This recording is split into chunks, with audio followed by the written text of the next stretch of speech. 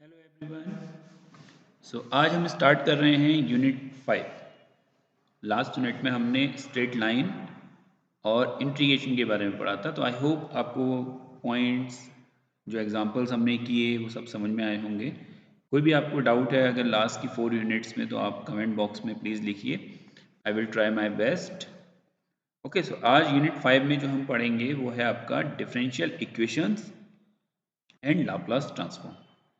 Okay, सो differential equations generally आप लोग बहुत सारी first order second order kinetics equation solve करते होंगे। लाइक इसमें जैसे लिखा भी है application in solving pharmacokinetics equations. तो डेफिनेटली रेट ऑफ रिएक्शन आप निकालेंगे किसी भी केमिकल रिएक्शन में। अगर आप सॉल्व कर रहे होंगे तो वहाँ पे डिफरेंशियल इक्वेशंस आपकी बनेंगी।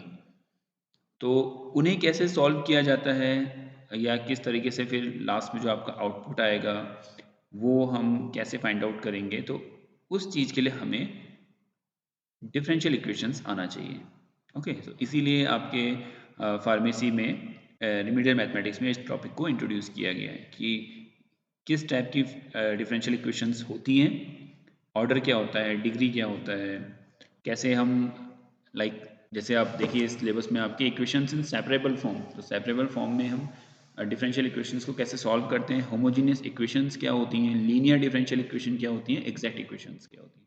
तो 4 टाइप की इक्वेशंस और उनके सॉल्यूशन और उनके एग्जांपल्स हम यहाँ पे देखेंगे। ओके, देन उसके बाद जो सेकंड टॉपिक है that is your Laplace transform. तो लाप्लास ट्रांसफॉर्म भी एक बहुत ज़रूरी पॉइंट और टॉपिक है, क्योंकि ये आपके सॉल्यूशंस को इजी बनाता है। लाइक आप जो भी डिफरेंशियल इक्वेशन सॉल्व कर रहे हैं, कुछ फॉर्मूले होते हैं लाप्लास ट्रांसफॉर्म के जिनको आप अप्लाई करते हैं या जिनकी हेल्प से आप अपने डिफरेंशियल इक्वेशंस के सॉल्यूशंस को या जिन इक्वेशंस का आपको सॉल्यूशन फाइंड आउट करना है, अगर आप उसे लाप्लास ट्रांसफॉर्म से सॉल्व करेंगे तो वो बहुत इजीली सॉल्व हो जाएंगे। ओके, सो लास्ट में देखिए जैसे आपका application in solving chemical kinetics and pharmacokinetic equations. तो अगेन पहले हम डिफरेंशियल इक्वेशन सॉल्व करके देखेंगे। तो जो इक्वेशंस आपकी कॉम्प्लेक्स हो जाती हैं, जिनको आप नॉर्मली सॉल्व नहीं कर सकते या टफ है सॉल्व करना, फिर वहाँ आप लाप्लास ट्रांसफॉर्म की हेल्प से उसको इजीली सॉल्व कर पाते हैं। ओके, तो सबसे पहले हम देखते हैं कि डिफरेंशियल इक्वेशन है क्या। हमने थर्ड यूनिट में पूरा एक आप कह सकते हैं यूनिट पढ़ी थी डिफरेंशिएशन की, जहाँ पे हमने डिफरेंट फार्मूलाज पढ़े थे। तो अब हम जस्ट उनको एक इक्वेशन फॉर्म में लिख रहे हैं। ओके, तो सिंपल अगर आप कहेंगे तो डिफरेंशियल इक्वेशंस क्या हैं? डिफरेंशियल इक्वेशंस हैं आपकी डिफरेंशियल फॉर्म्स जो आपने पढ़ रखी हैं, उनको आप इक्वेशन फॉर्म में राइट डाउन कर रहे हैं। So, a differential equation is an equation which contains one or more terms and the derivatives of one variable, that is dependent variable, with respect to the other variable, that is your independent variable. So, ऐसी equations जो आपके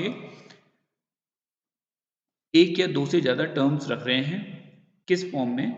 derivatives की form में। तो आपने कोई example लिया यहाँ पे dy over D X equal to 5x। तो ये एक इक्वेशन है। ओके, जहाँ पे y क्या है आपका डिपेंडेंट वेरिएबल है और x क्या है आपका इंडिपेंडेंट वेरिएबल। तो ये हम dy over D X equal to F X कोई फंक्शन है x का और डिफरेंशियल फॉर्म रिप्रेजेंट कर रहा है।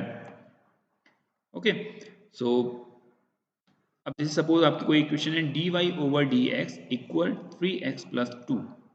सो this is a differential equation. कोई देखिए दूसरी इक्वेशन है D square Y over D X square. So ये आपका डबल डेरिवेटिव जो हमने सक्सेसिव डिफरेंशिएशन पढ़े थे ना, तो वहाँ पे हमने एक बार अगर मैं और डिफरेंशिएट कर दूँ तो ये क्या बन जाएगा? Double differentiation. तो आपकी कोई इक्वेशन है D square Y over D X square plus 2 D Y over D x. तो आपने टू कोई आपका कांस्टेंट है D Y over D X plus Y and that is equal to 0।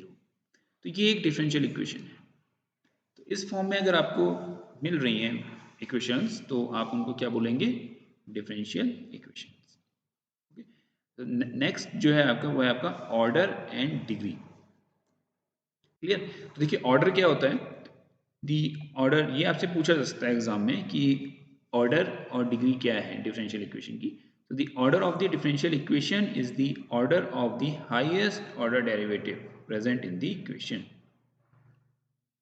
Simple क्या कहना है कि जो भी हाईएस्ट ऑर्डर डेरिवेटिव है आपकी इक्वेशन में, उसका जो ऑर्डर है that is your order of the equation. So like देखिए, पहली इक्वेशन क्या है आपकी, dy over dx equal to 3x plus 2. तो हाईएस्ट ऑर्डर डेरिवेटिव क्या है यहाँ पे, dy ओवर dx. क्लियर.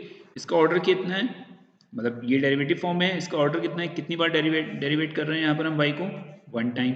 तो इसका ऑर्डर कितना हो जाएगा, one. So the order of the equation is one. Clear. Next second देखिए, तो सेकंड में हम कितनी बार डिफरेंशिएट कर रहे हैं इसमें y को, टू टाइम्स. तो जो इक्वेशन यहाँ लिखी है वही मैंने यहाँ ऊपर लिख दी. क्लियर. तो यहाँ पे हम y को कितनी बार डिफरेंशिएट कर रहे हैं, मैक्सिमम. तो highest order derivative, highest order derivative क्या है आपका, D square Y over D X square. Okay. So the order of the highest order derivative, तो इसका ऑर्डर कितना है, टू. तो आपने टू टाइम्स इसको डेरिवेट किया है. सो इसका ऑर्डर कितना हो जाएगा, D square Y over D X square. Okay. अब यहीं पे अगर आपने क्या किया होता, थ्री टाइम्स डेरिवेटिव किया होता. सो आपने क्या किया, थ्री टाइम्स डेरिवेटिव किया, तो इसका ऑर्डर कितना हो जाएगा, थ्री. क्लियर. तो इस तरीके से हम ऑर्डर्स को डिफाइन करते हैं. Next, degree. तो degree of the differential equation is the power of the highest order derivative where the original equation is represented in the form of polynomial equation in the derivatives such as y dash, y double dash, y triple dash and so on. So suppose आपके पास कोई एक differential equation है that is in the form of d square y over dx square plus 2dy over dx plus y equal to 0. तो देखिए, सबसे highest order derivative क्या है यहाँ पे, so the power of the highest order derivative. तो सबसे highest order derivative क्या है यहाँ पे, D square Y over D X square. अब इसकी पावर क्या है, वन. ओके, इसकी पावर क्या है, one. So the degree of the equation is one. Clear. Suppose दूसरी इक्वेशन आपके पास है D Y over D X plus one equal to zero. Okay, तो इसकी पावर कितनी है, D Y over D X की पावर कितनी है, वन. सो आंसर आ गया इसका वन. सो डिग्री कितनी हो जाएगी, वन. अब देखिए यहाँ पे y डैश डैश डैश, तो इसका मतलब क्या है, ये थर्ड ऑर्डर डेरिवेटिव है. थर्ड ऑर्डर डेरिवेटिव मतलब इसको हमने तीन बार ड्राइव किया है, डिफरेंशिएशन किया है.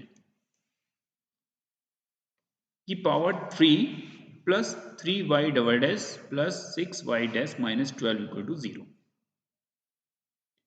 ओके, तो अब देखिए हाईएस्ट ऑर्डर डेरिवेटिव की power. So the degree of the differential equation is the power of the highest order derivative. तो देखिए इसकी पावर कितनी है यहाँ पे, थ्री. सो इसकी डिग्री कितनी हो जाएगी, थ्री. सो आई होप ये तीन चीजें समझ में आएंगी आपको जो मैंने आपको बताई अभी.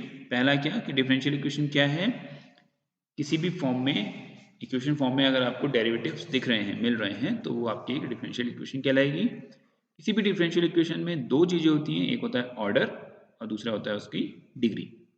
सो ऑर्डर क्या होता है, order is the highest order, order of the highest order derivative, order of the highest order derivative. And degree क्या होता है, power of the highest order derivative. Degree is the power of the highest order derivative. Okay, so अगर ऐसा कोई question आता है आपके पास, आप इजीली सॉल्व कर लेंगे उसको कि डिग्री क्या है इस इक्वेशन की और इस इक्वेशन का ऑर्डर क्या है. और ये जरूर ध्यान रखिए कि order and degree of a differential equation are always positive integers. तो ये वैल्यूज होंगी वो हमेशा क्या होंगी, पॉजिटिव इंटीजर्स होंगे. ओके, तो अब हम देखते हैं कि डिफरेंशियल इक्वेशंस को सॉल्व कैसे किया जाता है. ओके, तो सबसे पहले जो हमारा फॉर्म है वो है आपका इक्वेशंस इन सेपरेबल फॉर्म. तो आपकी जो इक्वेशन है मींस x और y जो है वो सेपरेबल फॉर्म में अगर लिखे हैं, अभी देखते हैं हम एग्जांपल से, और अगर आप उनको देन सॉल्व कर रहे हैं तो इस टाइप की जो डिफरेंशियल इक्वेशंस कहलाएंगी या जो सॉल्यूशंस कहलाएंगे वो कहलाएंगे आपके equations in separable form solution. So a separable differential equation is any equation that can be written in the form of this. So y dash mean dy over dx equal to F x into ji Y. So देखिए x की form का अलग function बन जाए और y का अलग function बन जाए. तो इस तरीके से आप कह सकते हैं ये सेपरेबल फॉर्म है. तो देखिए हम कुछ एग्जांपल्स देखते हैं जिसमें हम देखेंगे कि इसको हम किस तरीके से सेपरेबल फॉर्म में लिखेंगे.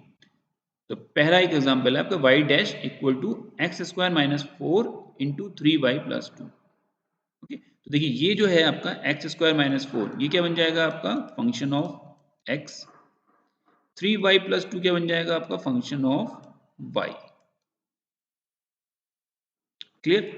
अब देखिए दूसरा वाला एग्जांपल देखते हैं y dash means dy over dx equal to 6x square plus 4x. देखिए पूरा का पूरा फंक्शन किस चीज का है, किस फॉर्म का है, x का. तो यहाँ पे gy की वैल्यू क्या होगी, ऑब्वियसली 1. तो अगर मैं इसको डॉट 1 कर दूं तो कोई चेंज नहीं आएगा. तो gy कितना है आपका यहाँ पे 1. यहाँ क्या है पूरा का पूरा फंक्शन किस फॉर्म में है आपके y फॉर्म में. तो ये कितना हो जाएगा gy. तो यहाँ पे f(x) की वैल्यू क्या होगी 1. क्लियर है, ये बात समझ में आई. अब देखिए ये थोड़ा सा कॉम्प्लेक्स है. तो देखिए हम ये ट्राई करते हैं कि क्या हम इसे सिंप्लीफाई कर सकते हैं f(x) और gy की फॉर्म में.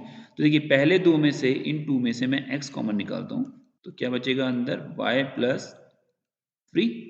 यहाँ से मैं -2 कॉमन लेता हूँ. अंदर क्या बचेगा y प्लस 3. अब मैं इसे क्या लिख सकता हूँ x minus 2 and y plus 3. Simple.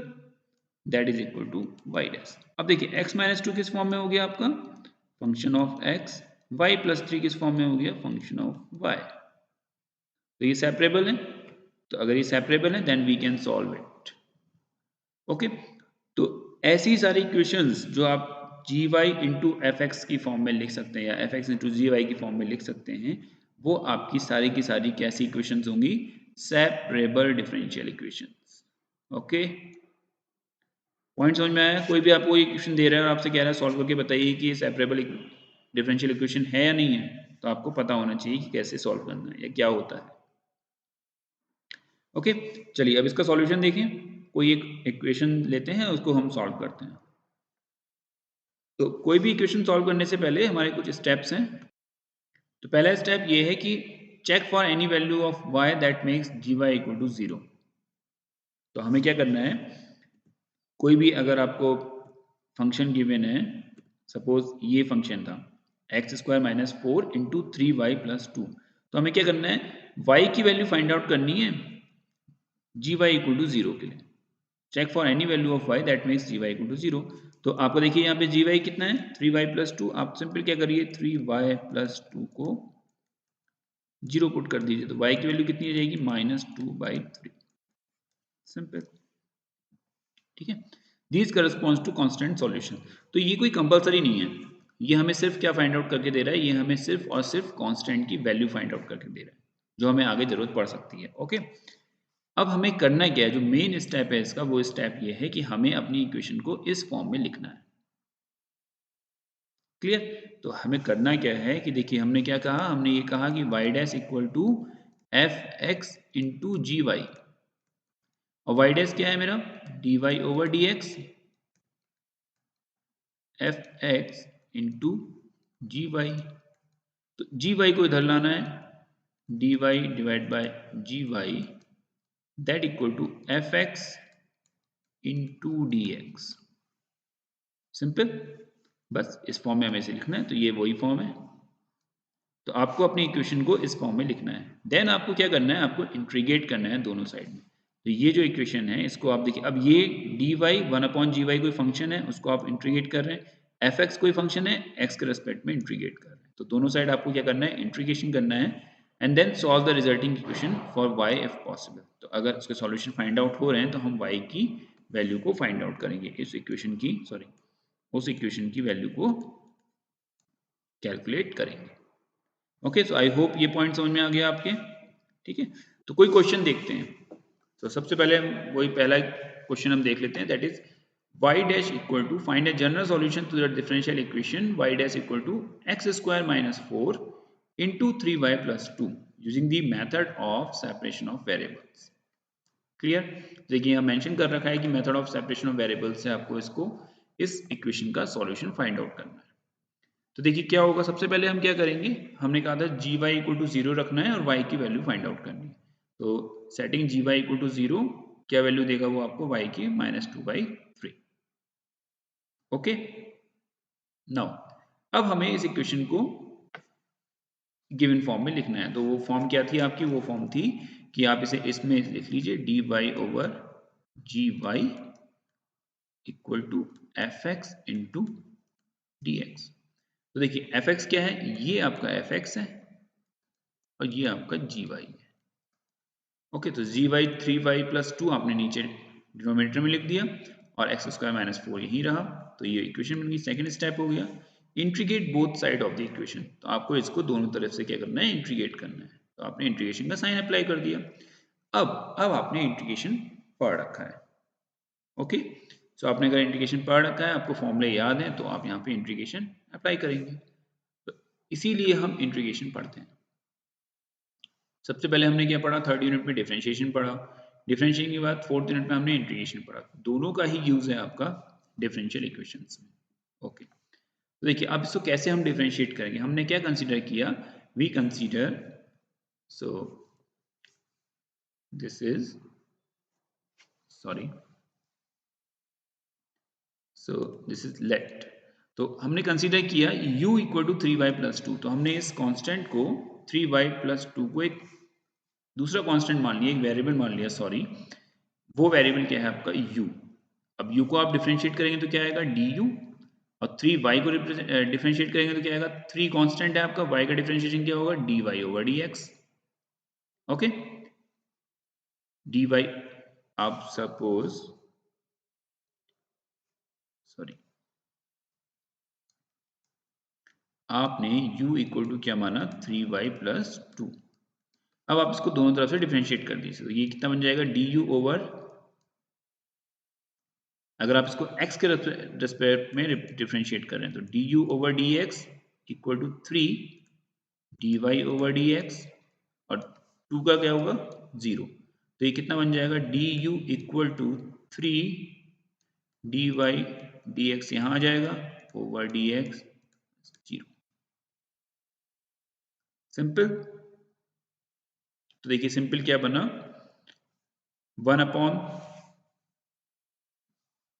देखिए यहाँ पे क्या था, 3y प्लस 2 को तुम आपने क्या मान लिया, u, ये u हो गया, 1/u हो गया। ओके, और देन dy की वैल्यू आप क्या रखेंगे, इसे जब हम सॉल्व करेंगे तो dx से dx कट जाएगा। dy की वैल्यू कितनी आएगी, dy इक्वल टू, ये 3 नीचे चला जाएगा, सो 1/3 du। क्लियर? तो ये थोड़ा सा आपको सॉल्व करना आना चाहिए, किस तरीके से किया है हमने। कांस्टेंट वाले क्वेश्चंस किए हैं, सब्स्टिट्यूशंस वाले। तो एक बार और समझते हैं। u को मैंने 3y प्लस 2 कंसीडर किया, देन मैंने उसको डिफरेंशिएट किया x के रेस्पेक्ट में, तो du over dx equal to 3 dy over dx। 2 का डिफरेंशिएशन क्या होगा, कांस्टेंट। तो dx इधर आ गया, तो देखिए dx से dx कैंसिल हो गया। du इक्वल टू 3 dy, तो dy की वैल्यू कितनी हो जाएगी, 1/3 du। सो मैंने यहाँ पे पुट कर दिया इसको, 1/3 बाहर कांस्टेंट चला गया, अंदर क्या बचा, du। क्लियर? नेक्स्ट क्या था आपका, x square minus 4 into D x. Okay, x square minus, तो अब राइट हैंड साइड को इंटीग्रेट कर लेते हैं। तो देखिए एक्स स्क्वायर माइनस 4 का इंटीग्रेशन क्या होगा, हमने पढ़ा है x to the power n का इंटीग्रेशन कितना होता है, x to the power n plus 1 divide by n plus 1, और 4 का कितना हो जाएगा, कांस्टेंट का इंटीग्रेशन इनटू x, जिसके रिस्पेक्ट में आप इंटीग्रेट कर रहे हैं। तो ये कितना बन जाएगा, 1/3 x cube minus 4x plus C.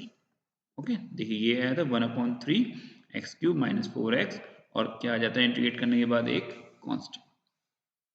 Okay, तो देखिए अब 1/u को इंटीग्रेट करेंगे तो कितना आएगा, log in u। ये भी हमने फॉर्मूला पढ़ा था 1/u का इंटीग्रेशन। तो हमने 1/3 log in u equal to 1/3 x cube minus 4x plus c. Clear? Okay, अब हमने u की वैल्यू को यहाँ पे वापस पुट कर दिया, तो u की वैल्यू क्या थी 3y + 2। अब देखिए हमने ऐसा किया क्यों, हमने इसलिए किया क्योंकि हमें अपने इंटीग्रेशन को सिंपल बनाना था, इजीली हम उसको सॉल्व कर सकें। तो अब ये आपकी एक इक्वेशन आ गई। ओके, अब हमने क्या किया, इस इक्वेशन को थोड़ा सा इजी बनाने के लिए, y की वैल्यू कैलकुलेट करने के लिए 3 से मल्टीप्लाई कर दिया ऊपर नीचे। तो देखिए यहाँ तो 3 कैंसिल हो जाएगा, यहाँ भी 3 कैंसिल हो जाएगा, यहाँ क्या बचेगा, क्या आ जाएगा 12x और यहाँ 3c। तो आपकी जो इक्वेशन आएगी वो क्या बनेगी, log in 3y + 2 equal to x³ - 12x + 3c। Clear. अब 3c क्या है, एक c ऑलरेडी एक कांस्टेंट है, उसको आप 3 से मल्टीप्लाई करेंगे तो भी एक कांस्टेंट आएगा, तो हमने उसको एक नया नाम दे दिया उस कांस्टेंट को, वो क्या नाम है, c1। तो इक्वेशन क्या बन गई, log in 3y + 2 equal to x³ - 12x + c1। Clear. No, अब हम क्या करेंगे, दोनों तरफ हमने एक्सपोनेंशियल ले लिया क्योंकि मुझे y की वैल्यू फाइंड आउट करनी है, तो मुझे सिंप्लीफाई करना है, जितना ज़्यादा सिंप्लीफाई हो सके और y की वैल्यू मेरी कैलकुलेट हो सके। तो मैंने क्या किया, दोनों तरफ एक्सपोनेंट ले लिया, तो क्या होगा, e⁻log in 3y + 2 equal to e⁻x³ - 12x + c1। Okay, तो e की पावर log in तो कैंसिल होके सिंपल क्या बनेगा, 3y + 2। ओके, इक्वल टू, अब देखिए ये हमें मालूम है प्रॉपर्टीज, e⁻a + b को हम क्या ले सकते हैं, e⁻a × e⁻b। तो देखिए e⁻x³ - 12x को हमने सेपरेट कर लिया और e⁻c1 को हमने सेपरेट कर लिया। तो एक्सपोनेंट की पावर कांस्टेंट है तो वो भी क्या देगा, एक कांस्टेंट देगा, तो मैंने इसे अगेन एक नया कांस्टेंट मान लिया और उसे क्या नाम दिया, c2। Okay, so 3y + 2 equal to c2 × e⁻x³ - 12x आ गया। क्लियर। अब देखिए, अब मैंने क्या किया, इस मॉड को ओपन किया। मॉड मतलब क्या होता है आपका, प्लस और माइनस, तो आपकी वैल्यू माइनस होगी और प्लस होगी, दो हो सकती है। तो क्या लिखेंगे, 3y + 2 इक्वल टू c2, जब हमने प्लस वैल्यू कंसिडर करी, जब मैंने पॉजिटिव वैल्यू कंसिडर करी, and then 3y + 2 equal to -c2, जब मैंने मॉड की निगेटिव वैल्यू कंसिडर करी। ओके, सो अब मैं इसको सॉल्व करके सिंपल लिख सकता हूँ, क्या लिख सकता हूँ, देखिए -2 को मैं इधर ले जाता हूँ, तो -2 प्लस माइनस दोनों वैल्यूज को ऐड किया, मतलब ऐड इन द सेंस दोनों वैल्यूज को कंसीडर किया मैंने। So plus minus c2 e⁻x³ - 12x divide by 3। Clear. आप एक बार इसको लिखिएगा, तो आप क्या लिखेंगे, इसे देखिए 3y इक्वल टू -2, ये -2 इधर ले गया, ये वैल्यू प्लस भी हो सकती है माइनस भी हो सकती है, मैंने प्लस माइनस दोनों साइन ले लिए, c2 e⁻x³ - 12x। अब ये 3 जो है ये कहाँ चला जाएगा, डिनोमिनेटर में, तो मैंने इस 3 को यहाँ से रिमूव किया और मैं इसे कहाँ ले गया, डिनोमिनेटर में। ओके, अब देखिए क्या है, c2 अगेन एक कांस्टेंट है, तो इस कांस्टेंट की वैल्यू माइनस भी हो सकती है, प्लस भी हो सकती है, तो वो प्लस माइनस साइन के साथ क्या हो सकता है, माइनस है तो माइनस माइनस प्लस करके कुछ भी आ सकता है। तो इस साइन का कोई मतलब नहीं है यहाँ पे, अगर c2 की वैल्यू माइनस होगी तो माइनस माइनस करके प्लस बना देगी, अगर प्लस होगी तो प्लस प्लस करके प्लस ही रहेगी, तो वो डिपेंड किस पे करेगा, इस कांस्टेंट पे। तो हम इस साइन को एक ही कंसिडर कर लेंगे, दैट इज -2 प्लस c, कुछ नया नाम दे देते हैं आई थिंक, ठीक है। तो हमने क्या किया, इस साइन को प्लस कंसीडर कर लिया और कांस्टेंट की वैल्यू डिसाइड करेगी कि अभी क्या है, तो एक नया कांस्टेंट कंसीडर कर लिया c, that is equal to +-c2। Okay, तो देखिए आंसर क्या बना आपका, y equal to -2 plus c e⁻x³ - 12x divide by 3।